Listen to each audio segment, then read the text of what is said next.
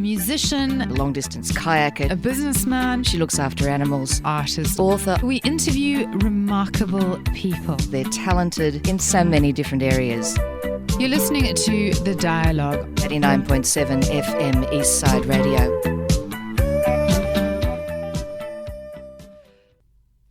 You're listening to 89.7 FM Eastside Radio. This is Natasha and The Dialogue, where I interview remarkable people. On the show today, I have Ash Mackinnon, who is a trainer, cancer treatment campaigner for the CyberKnife, and was also nominated as Australian of the Year for 2013, along with a whole other host of things that he's won along the way. Ash, it's so lovely to have you in the studio with me. Thank you. You have led a life that is actually a lot about giving, a lot of kindness, a lot of giving, a lot about other people. Where do you think that comes from? Well, I guess just from a young age, I've always enjoyed other people's company, and that's come across. And a lot of it was selfish because when my late wife Leah was not well, that we had to just find ways of trying to get her better. And once we found that, I felt an obligation then to try and help other people as well. So that's quite interesting. You went into hospitality quite young. You said straight A student, really, really bright at school, but left school at 16, just not interested in the slightest. Went into hospitality, and that's all about giving and looking after other people, and making sure they're having a good time. Yeah, definitely. I had a passion for it very young, and school, I couldn't see how that was leading me towards or helping me go towards hospitality. And so I was lucky enough to be offered an apprenticeship at quite a young age, but got into that. And I never looked at it as a job. It was, as I said, a passion. And I felt that I was a part of somebody's celebration, be it after work drinks or a birthday or a wedding, that type of thing. So it's just something I've really enjoyed my whole life. So basically, you were getting paid to be entertained, exactly. To entertain yourself. I mean, what a perfect way of looking at it. Never one for you and one for me. When you met your late wife Leah, it was actually through hospitality. You were working in the same place, and I was laughing. I was saying to you that your relationships seem to all be a little bit slow burn. You don't seem to sort of fall in love overnight. It took you quite a while before you sort of realised that you really fancied the pants off her. Yeah, it does take me a while. I tend to like to make friends, I guess, initially, and then a relationship develops from that or after that. So that was definitely the situation with Leah and myself. Your passion as a cancer treatment campaigner, and particularly for the CyberKnife, obviously came because Leah was diagnosed with cancer during your relationship together. And the journey that you went on, which I have to say, having read the book, is quite harrowing for 5 years essentially that you were together.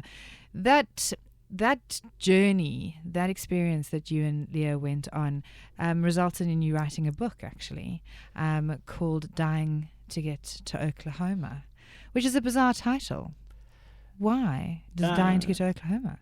To find the treatment that we were hoping would save Leah's life, she had to go to Oklahoma because at the time we didn't have that treatment in Australia, and it's non-invasive, it's space shuttle technology, it's a robotic cancer treatment device, and takes 1 day of treatment with very few side effects. So we went to Oklahoma, experienced a tornado while we were there.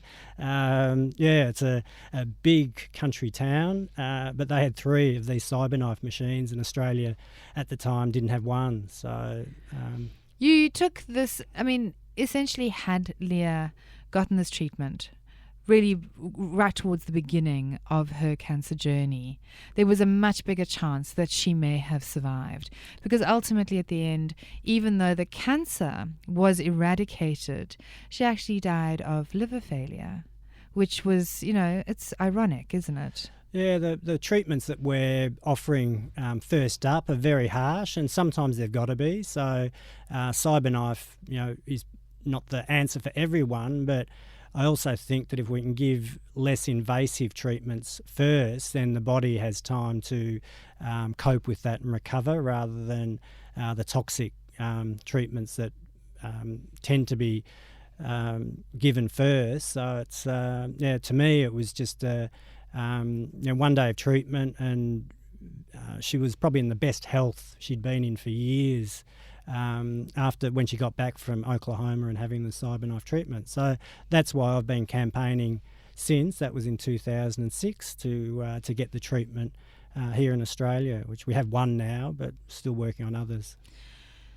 The journey that you went on, I mean, in your book, you share that shock of discovering on Valentine's Day. I love the story of of her putting the love hearts all over the car and you driving off with the love hearts and people hooting at you all the way to work and hooting at you all the way home from work, and this absolute overwhelming love that you had for one another. And then coming home and having this devastating news delivered that, she had a lump in her breast and that was actually cancer. What went through your mind? Well, it's one of those days, the highest of highs and then the lowest of lows when I got back. And pretty much then, we'd had 2 kids at the time, so it was, it was the beginning of a fight. So we decided whatever it took, we were going to get through this situation together. And cancer can destroy families, and I saw that firsthand with other people, and then with us as well later on. But you either have to dig your heels in and give it your best go, or surrender to it. And we weren't going to do that. You're listening to 89.7 FM Eastside Radio. This is Natasha and The Dialogue Show, where I interview remarkable people. On the show today, I have Ash Mackinnon, who is a trainer and a cancer treatment campaigner for the CyberKnife. Leah had a daughter when you met her, a very small daughter, who you obviously took on as your own child. Even though you decided initially not to get married, the fact that she actually had cancer made you decide that you actually wanted to formalize that relationship, and that you did then land up getting married. Why? Why would you? What did marriage give you that you didn't already have? I think, just the fact that Leah had gone through so much, it was a bit of security for all of us. And I think because Leah had already had Rebecca previously, and she was about 6 months old when I first met her, I think it was, just that we'd both been married before, so it wasn't, a huge thing of importance previously, but when cancer comes into your life, it was just, from my point of view, it was showing her the commitment that whatever was going to happen, our family was going to be secure and happy. There was an enormous amount of travel backwards and forwards, lots of decisions, lots of big decisions that the two of you made through the time that you through the cancer journey. There were highs where she was cancer-free and you made decisions to move and do different things. Just explain a little bit of that journey in just those little stages, because you moved all over the place, really, and also travelled quite extensively. Yeah, we're both from Melbourne, and then when she got sick, she just didn't want to let it take over our lives. So we actually moved to Hamilton Island in the Whitsundays, and they got a little school there, so the kids could go to school there, and we both worked.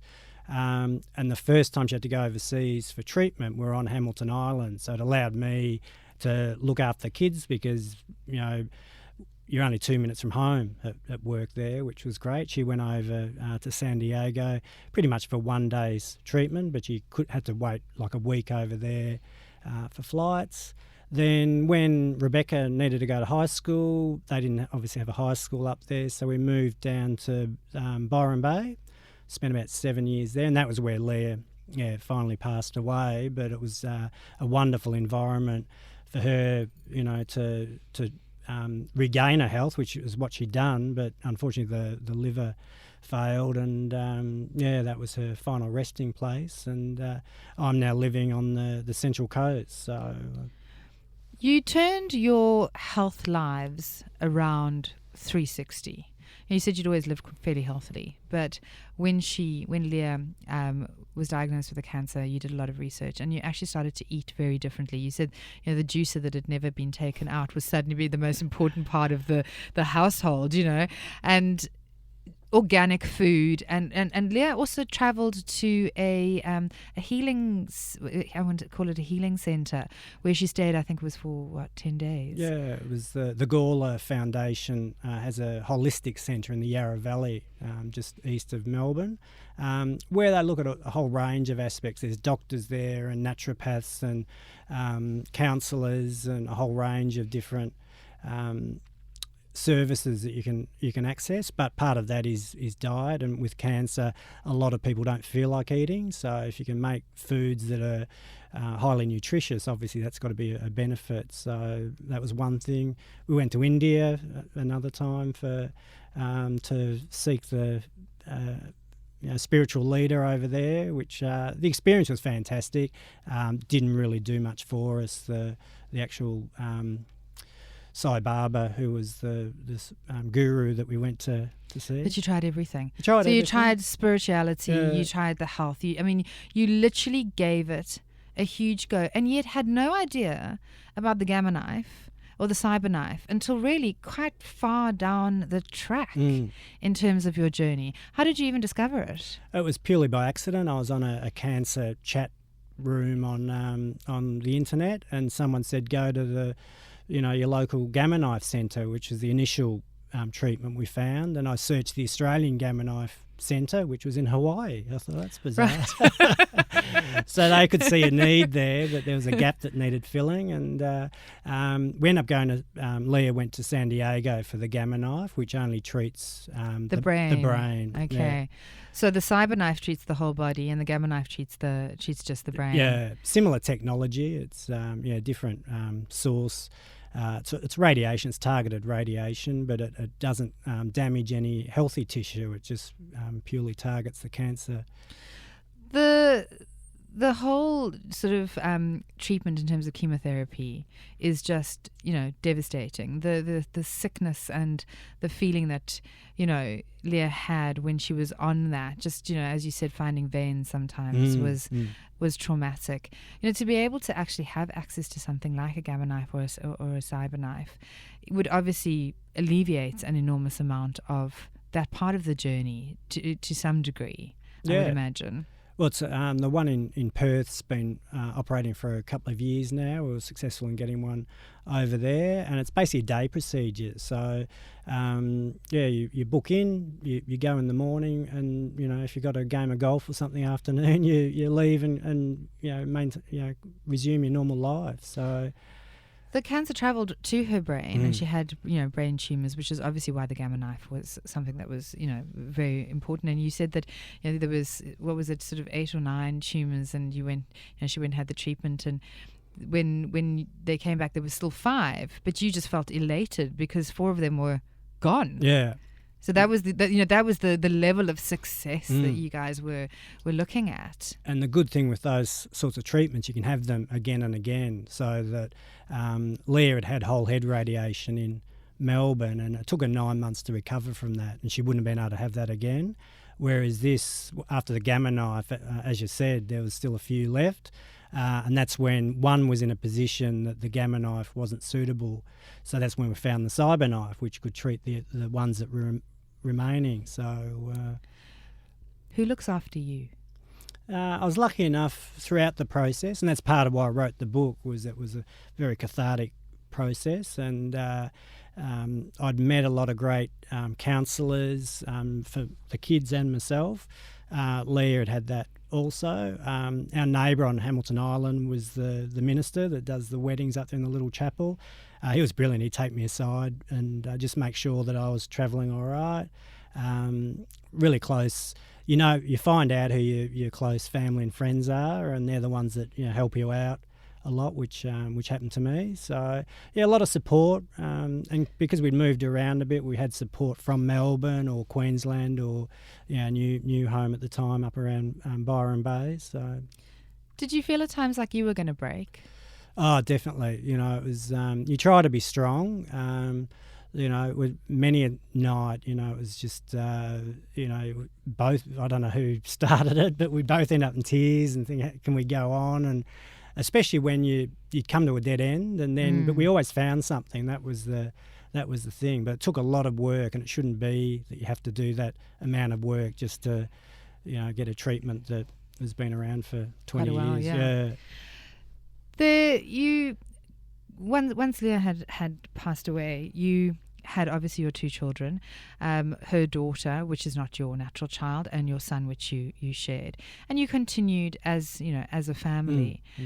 But then one weekend, your daughter went to her maternal grandparents, and they didn't return her. No.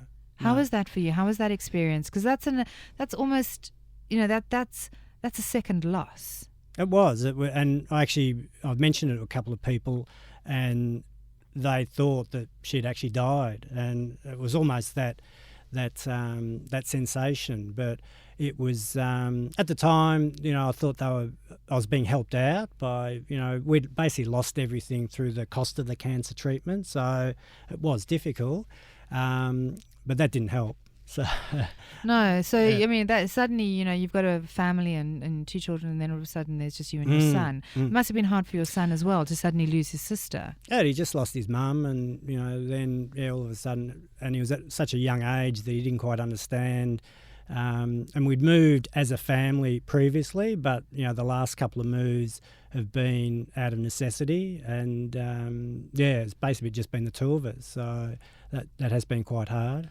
You lost everything. Yeah, you lost everything financially. Yeah, you lost your wife, and then you lost your home because you were in such debt. You said that you took credit cards and paid them off from one another. Yeah, and, just bounced the money around. Yeah. Just had spreadsheets that you would follow. And I mean, I'm proud that you had the spreadsheets. Most of us, and I think I've done that in the past as well at times. I don't think I had a spreadsheet. No. I think I just prayed that they weren't going to catch me. Yeah. But you actually, you've had to dig yourself out of debt. And even when you asked for relief, they denied you. Yeah, had a lot of, all the way through, looking for the treatments. There's been very little support. People that have jumped on board have been fantastic. These are total strangers who have been helping out to get the CyberKnife to Australia, but the people that you think are going to help you, banks, the government, there's funding out there for exactly what we needed, but it was rejected. So the people that you think are going to help you out tend to disappoint. But you're still campaigning. Yeah. You're still campaigning for the CyberKnife, and to have one in each state. Territory. So we've got one currently. We've got space for one in Melbourne. Yeah, we just don't have one in Melbourne yet. The government at the time, that was in 2010, agreed that it'd be a great asset for them, and they built a hospital with the room for the CyberKnife. They just haven't got the CyberKnife in it, so it's not much use there. But how much does the CyberKnife cost? Probably about $8 million. Okay. And how do we raise $8 million? I mean, do you raise the money? Is there a Kickstarter campaign, or is there a way, or is it just lobbying government and the health departments? Yeah, well, it was just people power. I got people to write letters to the Premier of West Australia at the time, and they're in the middle of the mining boom, so they agreed to it and put one in there, hoping the same people power will help finish the one in Melbourne. I approached Gina Reinhardt last year, and she's agreed to build one. It's only a 20-bed hospital in Darwin, but and it is a for-profit hospital, but there'll be 2 beds for locals that can access it through the health system here. So that's You're listening to 89.7 FM Eastside Radio. This is Natasha and The Dialogue Show, where I interview remarkable people. On the show today I have Ash Mackinnon, who is a trainer and a cancer treatment campaigner for the CyberKnife. You won the Prime Minister's Award. Yeah, in my new life now on the Central Coast, I work with people with disabilities, and we support them in the workplace. Some people, it's their first job. They may not have had that job without a service like ours, and we were put forward for the Prime Minister's Award. I think it was a couple of years ago, and that was just recognition of a great concept that we've got up there, that just working side by side with people with a variety of disabilities until they get the hang of it, and then they can become a bit more independent. You've been recognised quite a bit. I mean, you are a special human. Well, you are a special human. You've done some amazing things. I mean, you've gone beyond what the average person will do. Yes, the cancer decimates many, many families, and that's definitely not a unique journey. But the journey that you and Leah have gone on has actually then, gone into actually getting a product, a machine. That's quite extraordinary. And you now work with people with disabilities. So what is it inside you? Because let's be dead honest, this is hard stuff. All of this is hard stuff. Even working with people with disabilities, it's heartbreaking. Yeah. How do you get up every morning and get through the day and bound in like you did today with a beautiful smile on your face and just keep going? I think, having been a family affected by cancer, and disabilities are, I guess, a similar thing. Families have to deal with that 24/7, and I might have the person for an hour or two a week. So I can put in a pretty decent effort in that hour or two to help them out in the workplace, but they've got to go back to the families who deal with that day in, day out. And we were the same with cancer. We had a lot of support, and when we did find options, the support we got overseas was fantastic as well. In Oklahoma, they kept the hospital open on the weekend. My goodness. Just so she could have her treatment and we could get our flight home after that. So that's what I put in. I don't just do a job or do the campaigning for the cancer treatment. I go that next step. So you put your soul into it. Yeah, and I know how heartbroken I felt when you hit a roadblock. So I try, if someone rings me up, I'll try and answer their query, help them out. And back in the day, it was helping people get to, America or Malaysia was the closest. And then they'd come back and give you a phone call or whatever, and it was great to get the follow-up. But you don't do it for that. You just do it because you've been in that situation yourself. And, for someone to say, no, I can't help you, is heartbreaking. So, yeah. You're listening to 89.7 FM Eastside Radio. This is Natasha and The Dialogue Show, where I interview remarkable people. On the show today, I have Ash Mackinnon, who is a trainer and a cancer treatment campaigner for the CyberKnife.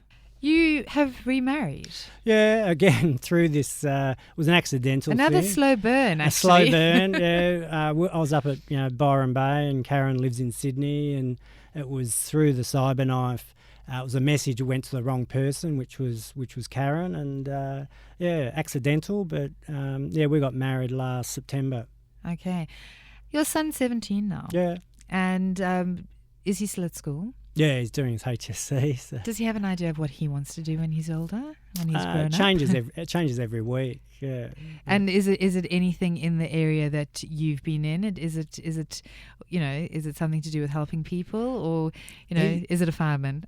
He's thought of being a teacher. That's but that changes. But because we've moved around a bit, he's had exposure to a lot of different teachers, and the ones that have really affected him in a positive way, I think have left their mark. So I think he would like to do something along those lines. But where to from here for you? What is your what is on your bucket list in terms of what you'd like to achieve? In the near and distant future? Still want to, get the CyberKnife centres that have been committed to. I want to get them finished. I'd love to. I did a lot of travelling at a younger age, and I'd still like to do a bit more of that.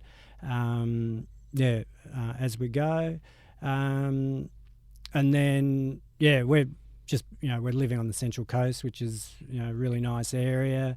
You love to garden. Yeah, You love yeah. to garden. In fact, you're propagating something from the north. Yeah. What is it that you're propagating? I fell in love when I lived up north. It was all those tropical, the heliconias and the gingers and that sort of thing. So I bought crates of them down and filled our yard. But they grow pretty profusely. So sometimes you've got to divide them, and I just put them on eBay and people snap them up. So Fantastic! yeah, a little bit of a side industry there. Well, you've got to have a little bit of a little bit of this going on here and a little bit of that going on there. It's been such an interesting journey. I mean, you've written a book, you've worked with people with disabilities, you've been nominated for amazing awards, you've won incredible awards. I mean, there is a lot of stuff that has made your life very rich and very full.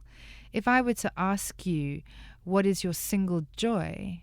Are you able to tell me what makes you happy, really happy? Yeah, just I think, creating a holistic life. So early on, that was Leah and the family. That's obviously the biggest component. And now, just with my son, just making sure he's happy and set up. And then I think just re-establishing my life as well. So are you out of debt? In terms of the debt that you were carrying from Leah, obviously we're always in debt, but have you managed to kind of crawl your way out of that, because it was quite a hole? Yeah, we're sort of Karen and myself, both look at it now that we're starting over. We're both in our 50s, so you're starting over. You should be doing that when you're in your 20s, but today 50 is the new 30, isn't it? I mean, you've got so much life ahead of you that actually you can start again. Yeah.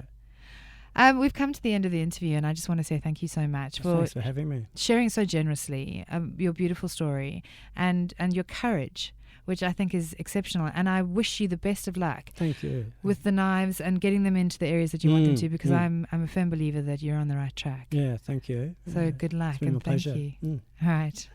You're listening to 89.7 FM Eastside Radio. This is The Dialogue, and we will be back next week with another fantastic interview.